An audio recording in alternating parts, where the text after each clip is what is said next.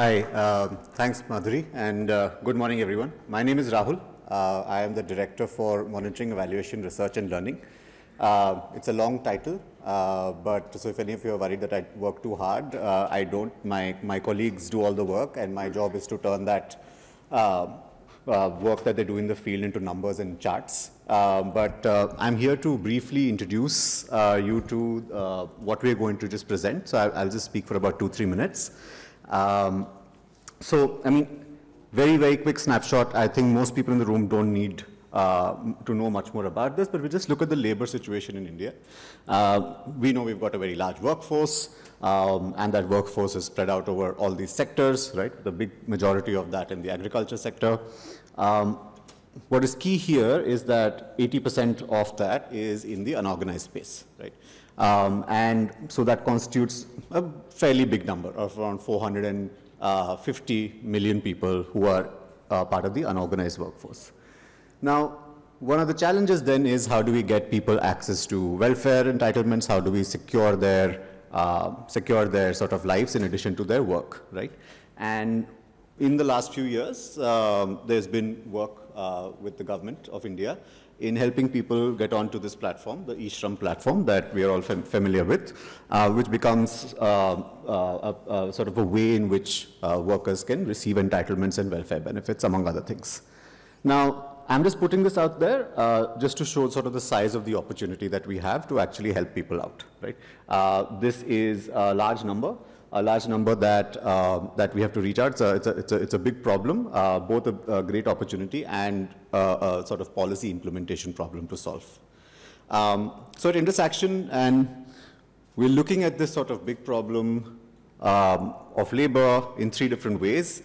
Actually, many different ways, but at least for today, we're going to talk about 3 different ways in which we, we're trying to sort of think about and also implement solutions to the problem. So the first is at the policy level.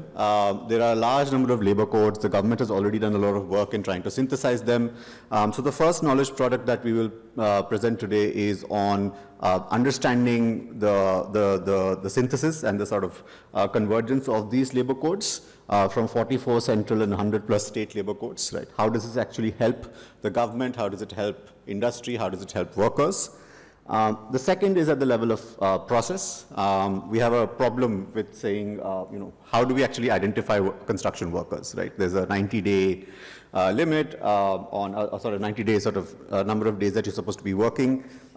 There's, this kind of, it's a big question that's also emerged in the case of other programs where there is sort of self-declaration of work. And so the second knowledge product that we'll be sharing today with you is on trying to present options for different validation protocols, right? Validation protocols that don't place very high burden on the citizen, but also make it sort of reliable for the government to trust that process. And the last thing that, and also the core sort of piece of work that Indus Action does is on technology. And, once we realize that the opportunity is there, so many crores of people, we're trying to get those benefits transferred to them. There are a range of challenges that come up, right? So there's, identification, cess collection under the BOCW Act, let's say, for example, or data fragmentation between departments and ministries, right? So the last knowledge product will actually talk about how tech and what our vision for that is in terms of how it can actually help consolidate these problems and solve these problems. So that's it from me. My job is to introduce. I'm going to call out Harshil to present on the first knowledge product on labor codes.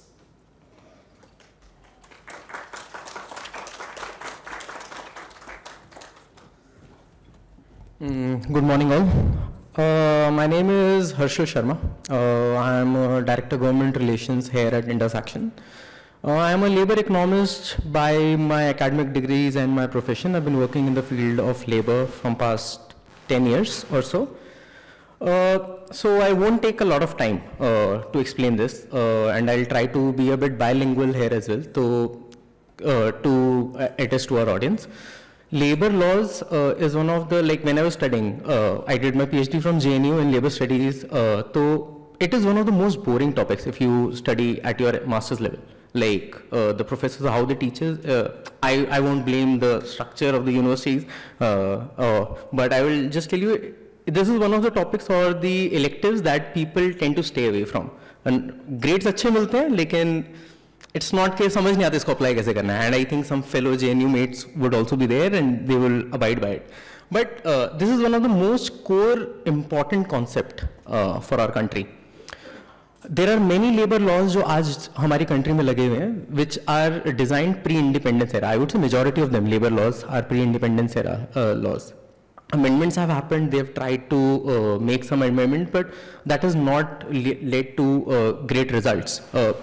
There are thousands of labor dispute cases right now ongoing under state and center, which go on for years and years. Like we have heard about court cases. So labor court एक जगह होती है, which is not like a district or a high court, but labor court में अगर कोई छोटा मोटा case होता है, like अगर ATM guard है, उसको पैसे नहीं दिए गए, निकाल दिया गया, तो वो वहाँ जाके अप्लाई करता है.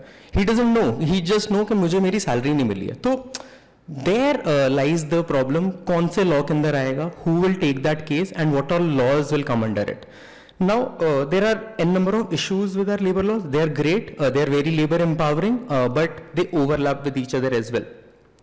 So that's why Ministry of Labour Employment has been hearing this from years and years, I would say decades. That's why they tried to reform these labor laws. So जो 44 central labor laws हैं और जो हमारे 100+ state laws हैं, उनको 4 labor codes के अंदर subsume करने की बात करी गई है, and as some fellow mates say, 29 labor laws को repeal करने की बात करी गई है. So there are these laws overlap each other. Definition of who is a worker, उसके ऊपर contention होता है हमारे labor laws में.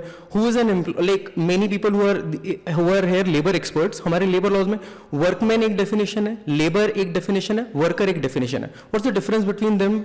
At least मुझे नहीं पता था जब तक मैं बहुत detail में नहीं गया. तो these kind of issues were there, complexities होती है, multiplicity of laws होते हैं, एक law दूसरे को contradict करता है. That is why there were issues and that's why these reforms were carried out. Right now ये जो 4 labor codes हैं, ये applicable नहीं, अभी भी हमारी country में all these labor laws are going on, but maybe in some time ये labor codes आने वाले हैं. तो major reason of why we worked on this knowledge product was just to see सबके पास टाइम नहीं होता. मतलब मेरा main concern towards when we were working in Indus Action was कि भाई इतने सारे लेबर लॉज है, कोई नहीं पढ़ रहा और लेबर कोड्स आ रहे हैं, अब उसमें क्या चेंज आ रहा है, क्या अच्छा हो रहा है, क्या बुरा हो रहा है, what is gaining strength, what are the things which are a cause of concern, what's gonna be the impact on employers, what is gonna be the impact of workers. इसका एक छोटा प्राइमर बनना चाहिए. इट्स आई थॉट कि मैं बहुत छोटा बनाऊंगा, but it's still a 50-page document because it's a vast area of literature. If you'll go through the 4 labor codes, labor rules, and major of the labor laws. I've not gone through all of the central or state labor laws, but major क्या impact आ रहा है, उसका एक primer बना है. Like when we used to study in our college days, एक कुंजी होती थी, sort of ये कुंजी की side बनाने की कोशिश करी गई है. These were the major acts जिनको subsume किया गया है. ये 4 labor codes हैं, wages, SS code, social security, OSH and the industrial relation code. इनके अंदर total 29 acts को subsume किया गया है. I won't here present because I don't have a lot of time and पूरा दिन निकल जाएगा. I won't present इस पूरे के अंदर क्या है, but I'll give you synthesis in one slide के major findings, at least according to my own value judgments, वो क्या क्या है, and everyone who's studying these laws may have their own opinion on it. So it's a step in the right direction for sure. I would say going like multiplicity of laws से एक जगह जाना, it was bound to happen. अभी नहीं होता, थोड़े time में होता, but it's a very good step. Compliance थोड़ी easy हो जाएगी. Like earlier there were like if there were some cases उनके ऊपर एक time limit नहीं होता था specific to minimum wages, now उसके ऊपर एक time limit लगा है, which is a very good thing, जिससे लोगों को थोड़ा फायदा मिलेगा. There's a national floor level minimum wage concept introduced. One question I had to all: can anyone tell me how many minimum wages do we have in our country? How many different sections of minimum wages would we have in our country? एक random guess. Total minimum wages अलग अलग कितनी है? Any random guess? I don't want to play the game because I don't have time. उमंग का time नहीं खाऊंगा मैं. But it's like we have 1600 different minimum wages. Scheduled employments होती हैं उसके अंदर 1600. तो उस बंदे को कितनी वेज मिलनी, एक हुआ कि उसका कॉन्ट्रैक्ट था लेकिन उसको मिनिमम वेज किसके हिसाब से करना है। अगर एक हमारा ऑफिसर दिल्ली से बंगाल ट्रांसफर होएगा तो उनको नहीं पता होगा कि मैं पहले जो रूलिंग कर रहा था 10 साल से पढ़ के अब वो क्या वेज रही है, तो इट वाज दैट बैड। तो अब एक फ्लोर लेवल मिनिमम वेज बनाई गई है एंड इन 1200 को सिंथेसाइज करके कोशिश करी गई है, समवन सेट 40, कोशिश करी गई उनको 40 occupations sort of high skilled medium skilled में लाया जाए, which is a very good thing at least I feel. Recognition to gig and platform workers दिया गया है, लाइक ये तो as like many of the people here are labour expert, they would know, इनको recognition ही नहीं था कि इनको बोला जाता है ये सेल्फ एम्प्लॉयड एंटरप्रेन्योर्स हैं, खुद एंटरप्रेन्योर्स हैं, all the Ola Uber Swiggy workers, but and वो कभी भी कोई केस लेके जाते थे कि मेरे को निकाल दिया, उनको किसी भी लॉ के अंदर नहीं आते थे। नाउ एटलीस्ट उनको रिकॉग्निशन है कि these are workers and they'll fall under the SS और the OSH code. But there are some issues as well, like कई चीजें किसी के लिए अच्छी होती हैं, किसी के लिए बुरी होती हैं। Employer like it's sort of a power game, bargaining power game between employers and the workers, and उसके बीच में राइट बैलेंस लाना, that is the score objective of these labour laws. तो एक जो चीज हुई है, fixed term employment as a concept has been introduced. It is like आपको 5 साल जो आपको कॉन्ट्रैक्ट दिया जाएगा, परमानेंट एम्प्लॉइज से दूर जाना, लाइक गुलजार सर ने सुबह बताया था, he said contractual labour is on a rise from 21% to 44% हो गया, डबल हो गया एएसआई में। तो उसी की तरफ ये these labour codes are also taking us if we go to the route of fixed term employment, where after every 3 to 5 year your employment may be renewed और मे नॉट बी रिन्यूड। इससे ease of hire and fire हो जाएगा और permanent employment almost खत्म हो जाएगा, and this is government sector में भी होएगा ये। Definition of factory has now been changed. Earlier 10 without power था, 20 विद पावर था, आई थिंक मैंने उल्टा बोल दिया, बट नाउ जो 10 था वो 20 नंबर्स हो गए और 20 था वो 40 नंबर्स हो गए। तो जितनी छोटी फैक्ट्री है 40 से कम वर्कर्स वाली, they will now not fall under the purview of factories act. अभी राहुल ने एक नंबर प्रेजेंट किया था, 80% unorganise workforce, 90% total informal workforce है, और वो इस पूरे जो फैक्ट्रीज की जो डेफिनेशन होगी इससे हो सकता है बाहर रहे, बिकॉज वो इनफॉर्मल वर्कफोर्स है। लाइक 40 से कम अगर कहीं भी फैक्ट्री काम करे तो और बुरी साइड चला गया। I would say one other important thing, strike notice अगर किसी यूनियन को देना होता था वो 14 दिन का पहले देना होता था, now it has increase to 60 days। Now it's good for the employer, वो मेंटली प्रिपेयर हो सकता है कुछ भी सप्लाई चेन के लिए, बट फॉर द वर्कर्स और द यूनियंस ये ऑलमोस्ट इम्पॉसिबल हो जाएगा। 60 दिन पहले कोई प्रॉब्लम आने वाली है उसको प्रिडिक्ट करना is a very problematic thing. Lay off retrenchment के लिए अगर 100 से ऊपर लोगों को अगर आपको रिट्रेंच करना होता था किसी कंपनी को, so they had to take permission from the government, जो यूजली नहीं ली जाती on ground, but at least law में ये था। नाउ उस लिमिट को इंक्रीज करके 300 कर दिया, so that is also problematic thing. So why I'm pointing all these things down to you is there are great aspects of these labor codes and it is bound to happen, but there would be a collective action और collective bargaining power के worker के ऊपर इसका क्या impact होएगा, employer के ऊपर क्या होएगा, and उसका balance लाना, that was the main objective of these labor codes।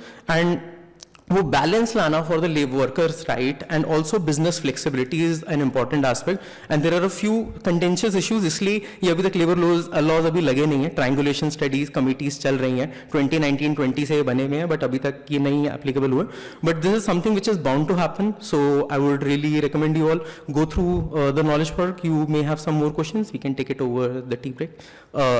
Now just इसके अंदर एक जो impact, like I just tell next speaker जो आएंगे, उमंग आएंगे, उनके लिए जो ये सारे लेबर लॉज रिपील हो रहे हैं, इसमें से एक बहुत मेजर लॉ है BOCW एक्ट, उसके अंदर वो रिपील हो रहा है SS कोड और OSH कोड के अंदर, जिसको मैंने स्टडी किया था।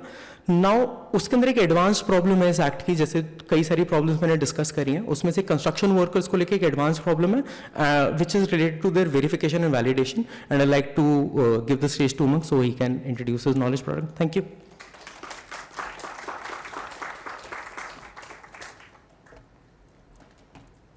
Thanks, Harshil. So, मैं start करूँगा. I'll just contextualize the numbers a bit about building another construction workers. So, पूरे country में there are about 5.65 crore workers. This is data from 2024 who are registered with BOCW boards.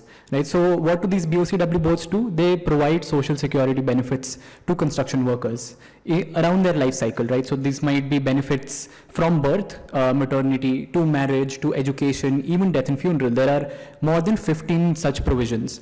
Right. Not all of these workers are obviously registered, right? So boards need to register more workers, that's one thing, but it's a growing sector. We're expecting around 10 crore workers to be in the construction industry by 2030.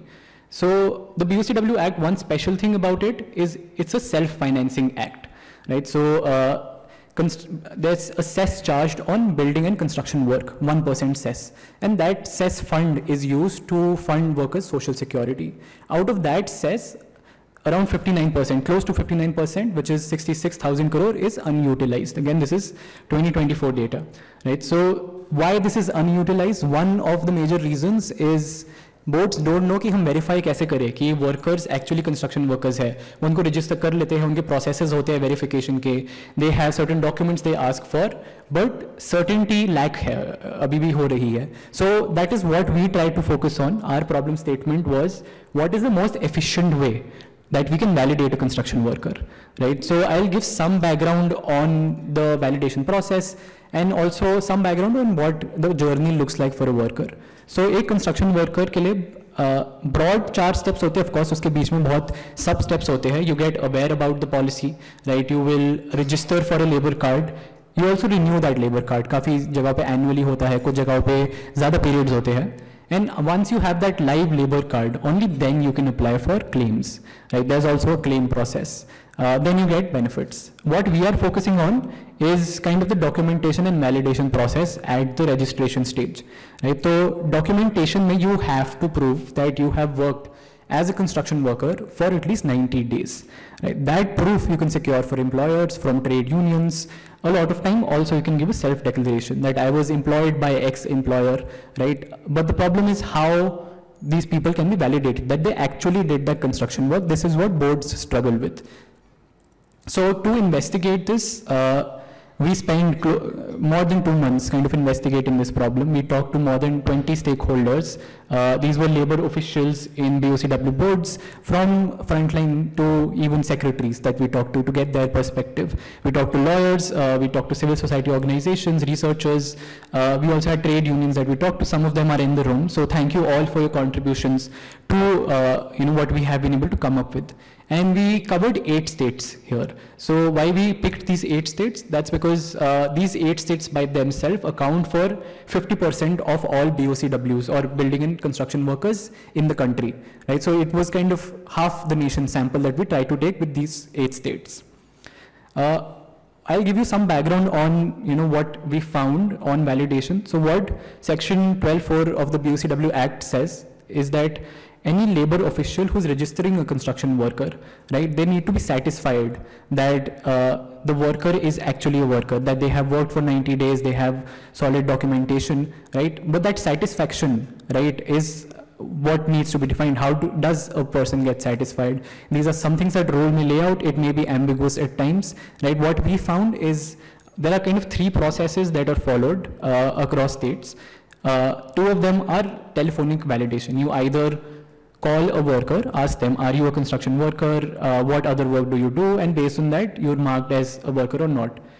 You also provide details. Workers provide details of their employers, so employers or contractors can also be called up to check if this person has worked with you. Finally, in certain cases, either as an additional step or kind of the main step, there is also physical validations. Workers may be invited to the labor office to kind of do it in person. Some cases, labor officials may visit work sites or houses of construction workers. So why do we need to kind of work on this? We found there are stringent models where there are limited documentation options. Workers can maybe only get a 90-day certificate from just employers. Maybe they can just get it from subcontractors. So there are very less options for them to get that certification. And the check is very rigorous. It takes a long time for the board to be able to just do that check, right? And that often excludes a lot of vulnerable categories like labor chalk workers who are self-employed. They're not working with employers for long durations. So to get that certification is a big issue for them. There are lenient models where documentation may be quite easy. They might be able to, for example, give a self-declaration, right? And the validation process is a basic telephonic check, or in some cases, no check, right? So that could lead to inclusion errors, right? Wherein maybe people who are not construction workers are able to register for this. So we need a balanced approach between these two. Why? Because we're seeing large-scale dispersals happening now. In Delhi, there was a pollution lockdown recently, right? So monies did go out to construction workers. But these two concerns keep coming up. Did we reach out to enough workers, or the ones that we reach out to, were they really construction workers? That's why we need better processes to be able to validate those workers. So we tried to come up with these processes through months of brainstorming and stakeholder consultations, and we looked at two criteria to define what these alternatives or recommendations could be. So the first was citizen burden. So we saw how burdensome a certain process can be for the construction worker. Will they even be able to do it? And the other is administrative viability. Will BOCW boards or labor departments find this process acceptable or not, right? So three processes that we came up with. We wouldn't say that these are final recommendations. These are options that we thought of, and we are presenting those to you now. Some are my personal preferences, which I will also indicate. But other than that, we have three models: peer reference model, wherein you can get a reference from a worksite employee or other workers. The other is kind of geotagged videos during registration stage, right? So workers working at construction sites can geotag. The third is building on an existing mechanism. So workers have a passbook and they enter employment details into it. So we thought, how do we take that further? Right? So I'll go over all of these models, and I won't take too much of your time, but our peer reference model, focusing specifically on small construction site workers and labor chalk workers, it expands the stakeholders you can get a 90-day certification from, right? So for small construction site workers, they're working on sites. There are site administrators, there are munchis, there are subcontractors beyond employers, right? And these people regularly work with construction workers. So one option is, can they actually secure this from these people? There are also municipal sanitation workers who regularly clean the work site. They are government employees. So can we secure an attestation from them? They can also potentially do it from other construction workers. There can be a limit, right? You get it for at least 2 or 3 other people instead of just one person. What that does is it diversifies risks for the BOCW board, because multiple people attest to one person's construction worker status. For labor chalk workers, already registered workers who have been validated by the board and deemed as construction workers, why don't they lend their credibility to this application? There could again be a limit that you can only recommend 2 or 3 workers, but why don't they offer references to their peers, right? So this is one model we thought of. It will be low citizen burden, right? Because workers will tap into already established networks, work with stakeholders. They find more accessible than employers or contractors at a higher level. But there may be low administrative viability. We're not sure if labor officials might be satisfied getting attestations from these people who are not in a position of power, right? So this is one option. The other option, it builds on an existing mechanism. So in Delhi, for example, you have to do a live video whenever you fill out a registration form. So worker has to record their face. It's a 5-second video. We propose we take that one step further. Why don't we do a live video of the work site also, right? The worker being present at the work site, and you enable geolocation there. So you automatically also get details of what work site the construction worker is working at and at what time this was done. However, it will lead to high citizen burden. Government portals may not be able to handle this kind of geolocation live video system, or even workers might find it difficult to do it digitally and may have to rely on, once again, intermediaries. Right? But it has a high administrative viability because you get that proof of employment, that worker actually is on a construction site. The third model, and frankly, the model I like the most, is the hybrid worker passbook. Right? So there is historical basis for this. So both the BOCW Act and the model welfare schemes call for a passbook or an employment diary to be issued to construction workers alongside their BOCW cards. This is a place where employers should be able to put in their details that, this worker worked with us and I'm signing off on this. Now this we found is not done by many states. Many states have abandoned the employment diary system. There may have been challenges to it, but we propose that we should popularize this. Workers should get into habit of noting their employment details at the very least. So they're able to provide proof, they're able to provide details of work sites whenever they have to apply for a BOCW card or even get claims. Right? So first is this physical passbook, I think should be popularized. The second step, which we take it further with, is how do we contribute it with digital means? So if we offer, for example, on top of a physical passbook, a digital passbook, right? We can have additional validation features in that, right? So if you enter an employer details, can there be an OTP or an e-sign that an employer does, right? You can meticulously record details of each work site and even maybe capture it via geolocation, right? So this might be an application, not a government portal, so it might be easier to actually build this process. So why we're trying to kind of make it easier for workers is, even from your experiences, whenever you have carpenters, you have mistries coming to your house, you have plumbers coming to your house, a lot of times, frankly, we may not remember their names, right? And we may not even recall how long they worked, what date did they work on, right? They may not remember our names, right? And if they enter, for example, our name on a registration form and we get a call, right? Oh, did this worker work with you? We might think it is some sort of a scam, right? We may not provide validation. Thus, we find it more important that workers are able to, one, meticulously record these details, and second, get references from not just a single employer or a subcontractor, but maybe many other sources who work alongside them or with them, right? So that is what we're trying to propose here. The worker passbook will be low citizen burden as they're able to capture it. We feel it will also be highly administratively viable because employment records will just be more accurate as opposed to the current forms where they just write the name of the employer and a single worksite details. So this is just a summary of which option we propose. We propose the hybrid worker passbook, but at the same time we recognize that the peer reference and geotag live videos can be enabled in existing states where certain systems exist. For example, Delhi already has a live video system. Can we try to take it further, right? Whenever a state is looking to do a large-scale dispersal, maybe in the future when heat waves are happening or pollution lockdowns are happening and we need to verify a lot of workers very quickly, why not just quickly go with peer references? So it can be kind of a stopgap solution also to achieve large-scale validation.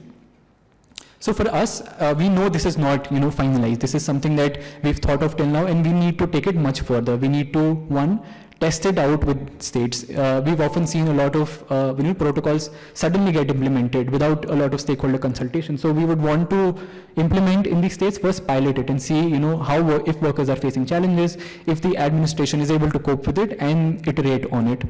And we also want to study global validation examples, how other countries, other states are doing it with different schemes. And finally, we also want to see how technology and AI can play a role in making this process a little more efficient. So we have a detailed report out on this. Would recommend everyone to go through it if you want to know more about this problem. But thank you all for being a lovely audience. I'll now introduce our next speaker. So we talked about the role of tech in AI.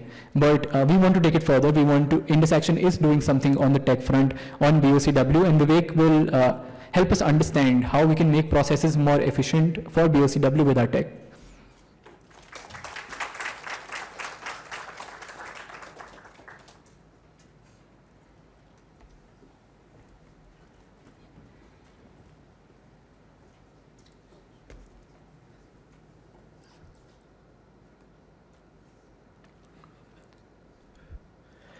Thank you, Umang, for setting the context up. Good morning, everyone. My name is Vivek. I head the technology function at Indus Action, and thank you all for being here this morning. We looked at the problem statement categorized under these two broad buckets. One was the burden on the citizen itself and the viability of the process itself.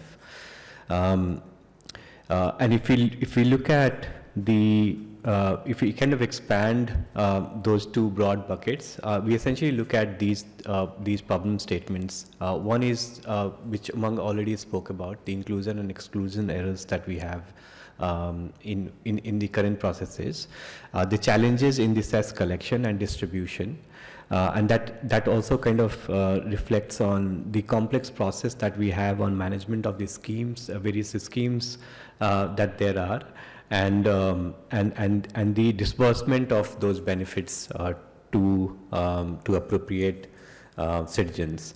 And there's essentially a lack of a comprehensive data management system to look at or to get like a better informed processes, build like better informed processes, build like better schemes altogether, and have like a greater insight on the citizens that we are kind of catering to.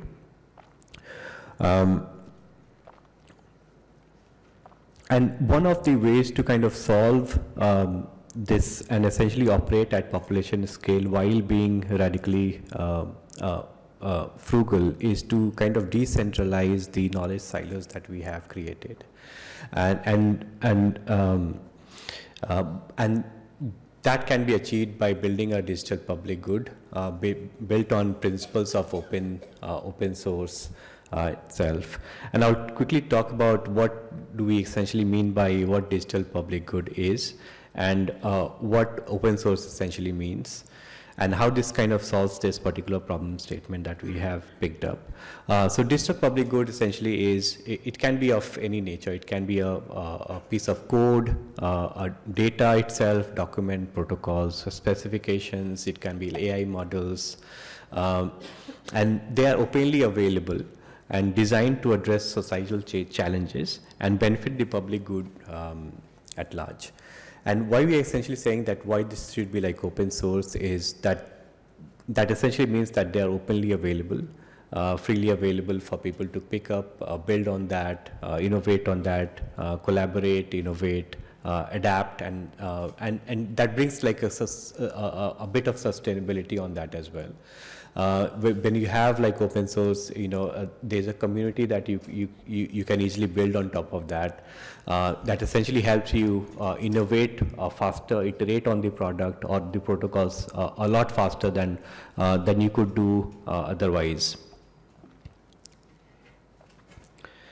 There are certain principles that we have put together. I mean, these are essentially can be seen as like governing principles that how these products, how these protocols are built using a digital public good and open source principles. So one essentially is that that you promote open standards, best practices, and this can essentially mean that if you look at all these different 8 states that Umang spoke about.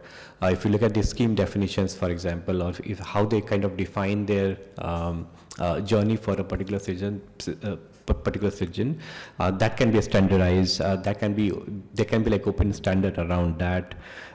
There's strong emphasis should be on interoperability. We spoke about that. That essentially means that if there is a cognitive load or if there is a system process load on identifying a particular worker. Interoperability can actually help in identification or even in terms of like validating some of these proof of concepts that we have in place. It also kind of focuses on security, data privacy. If you have a vibrant community around these protocols, it's easier and faster to build these components into the product and the protocols that you build. There should be like also a strong emphasis on building a central repository for protocols and specifications. And this is essentially what I started by saying that, that how do you kind of break that knowledge silo? This can be done through like, there are states that who are doing like really great in terms of like building their protocols or building these processes. So this essentially decentralizes that knowledge, and if there is a central repository of knowledge, it can be used by other states to build their own capacity as well. it's a kind of invitation for like states and institutions who have a certain level of expertise in working in this space to kind of feed into that repository, which can essentially like help others as well to build that framework. And I think the last thing really is that how do you build that modularity? And by bringing that modularity piece, you actually essentially build the you build on the maintainability of that as well. So it's not like a single what we call a centralized, like all like bundled together, but it has to be like decentralized. So we essentially look at so if you look at the product, the knowledge product that we have put together, it essentially talks about 7 modules, which becomes like a building block for BOCW board. One is like worker registration, institution registration, registration renewal, scheme application, scheme disbursement, assets collection, and grievance redressal. What we are essentially proposing is that it need not be all bundled together, but it can be like, they can all become like an independent module, so it's like easy to maintain. So once you have like, say for example, community who are really interested in like building protocols, building knowledge bases around these different stream of work within like BOCW, they can independently be developed, but they can also like interface with each other at one point of time to kind of give you a picture of like more sort of bundled application. So this is what we have kind of put together. And that knowledge product itself is going to be is available like any other knowledge product. The other 2 knowledge products that we have. With that, thank you very much.